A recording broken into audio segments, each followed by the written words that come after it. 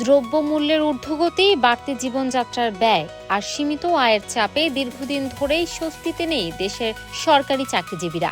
মাসের শুরুতে বেতন হাতে পেলেও শেষ পর্যন্ত টানাপোড়েন যেন নিত্যসঙ্গী হয়ে দাঁড়িয়েছে অনেকের জীবনে। এমন বাস্তবতায় বহুদিন ধরেই নতুন পে স্কেলের দাবি জানিয়ে আসছিলেন সরকারি কর্মকর্তা কর্মচারীরা। অবশেষে সেই প্রতীক্ষার অবসান হতে যাচ্ছে বলেই ইঙ্গিত মিলছে সরকারের বিভিন্ন মহল থেকে।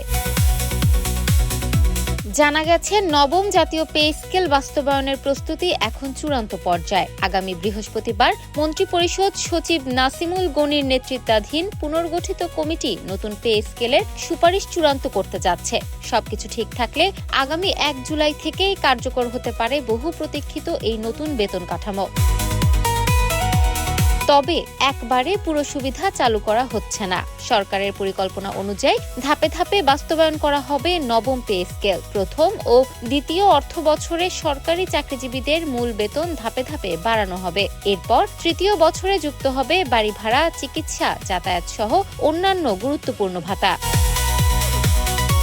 অর্থ মন্ত্রণালয়ের কর্মকর্তারা বলছেন, একসঙ্গে পুরো সুবিধা কার্যকর করলে সরকারের ওপর বড় ধরনের আর্থিক চাপ তৈরি হতে পারে। এর ফলে হতে পারে নিত্য প্রয়োজনীয় দ্রব্যমূল্যের দাম বৃদ্ধি, যা সাধারণ জনগণের জীবনে ভোগান্তি সৃষ্টি করতে পারে। তাই দেশের রাজস্ব সক্ষমতা ও অর্থনৈতিক বাস্তবতা বিবেচনায় নিয়েই ধীরগতিতে এই পরিকল্পনা বাস্তবায়নের পথে হাঁটছে সরকার। নতুন পে স্কেলের আওতায় শুধু প্রশাসন ক্যাডার নয়, শিক্ষক, পুলিশ সদস্য, স্বাস্থ্যকর্মী, মাঠ প্রশাসনের কর্মচারী, বিচার বিভাগের কর্মকর্তা কর্মচারী সহ সব পর্যায়ের সরকারি চাকরিজীবীদের অন্তর্ভুক্ত করার চিন্তাভাবনা চলছে।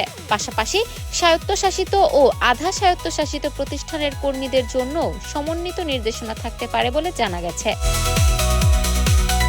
বিশেষভাবে গুরুত্ব দেওয়া হচ্ছে নিম্ন ও মধ্য আয়ের কর্মচারীদের ওপর। তাদের জন্য তুলনামূলক বেশি সুবিধা দেওয়ার বিষয়ে আলোচনা চলছে, যাতে বর্তমান অর্থনৈতিক পরিস্থিতিতে তারা কিছুটা স্বস্তি পান। শুধু কর্মরত চাকরিজীবীরাই নয়, পেনশনভোগীদের বিষয়েও ভাবছে সরকার। তাদের পেনশন সুবিধা বাড়ানোর সুপারিশও আলোচনায় এসেছে। এখন সরকারি চাকরিজীবীদের চোখ আগামী সিদ্ধান্তের দিকে, কারণ বহুদিনের অপেক্ষার পর এই নবম পে স্কেল শুধু বেতন বৃদ্ধির ঘোষণা নয়, বরং লাখো পরিবারের স্বস্তি ফেরানোর একটি বড় প্রত্যাশা হয়ে উঠেছে।